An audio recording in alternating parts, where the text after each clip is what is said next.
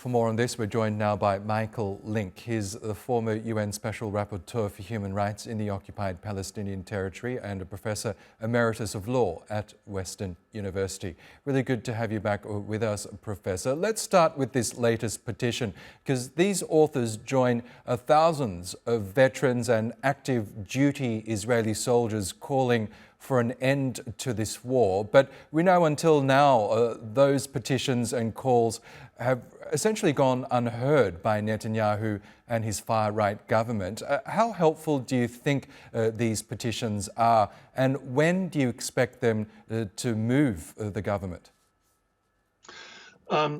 We have to remember that there's a broad spectrum of opinion in Israel concerning the war and concerning their attitudes towards the Netanyahu government.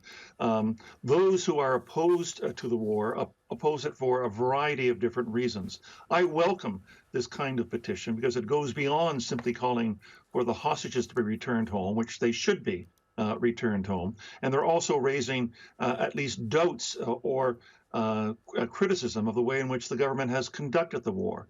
Most of the demonstrations in Israel have been almost entirely about the hostages themselves, or about the Netanyahu government, or about attempts by the Netanyahu government to dismiss the Attorney General of Israel and the head of the Shin Bet, which is Israel's internal security force.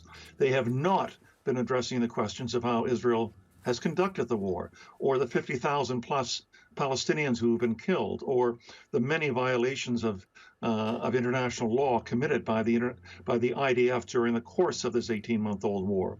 So we have to remember there's a wide spectrum of opposition. Some don't like Netanyahu himself. Some don't like the way in which he's making decision-making around the hostages. But very few of them are actually opposing the war because of the huge suffering that's been caused by the IDF on the Palestinians in the Gaza Strip.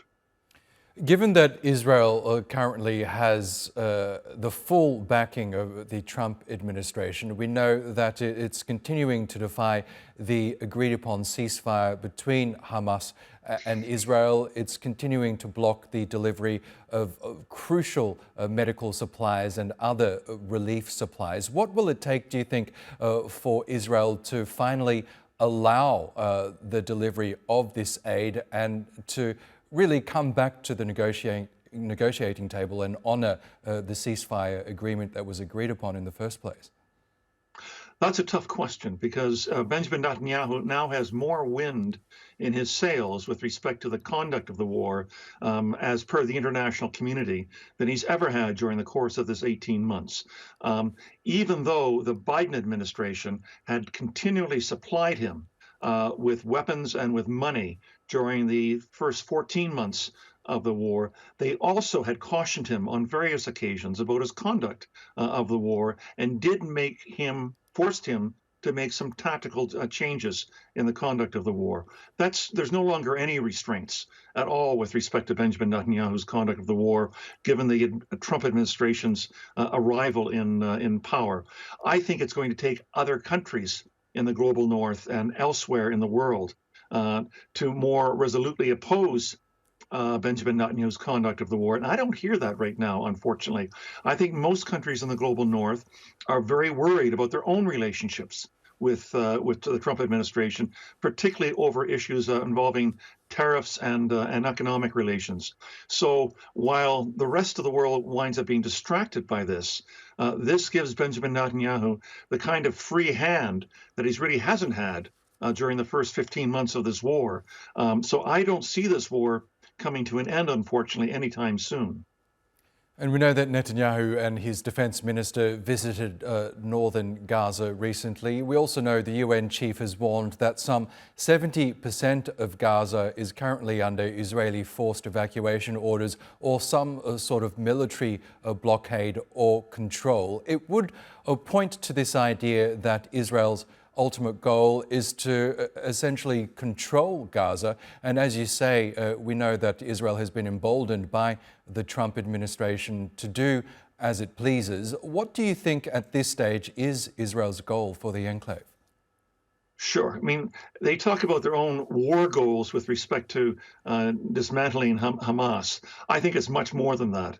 I think their war goals really do include the forced displacement, the ethnic cleansing of the Palestinians in Gaza, all of them, by leaving the Gaza Strip unlivable and uninhabitable.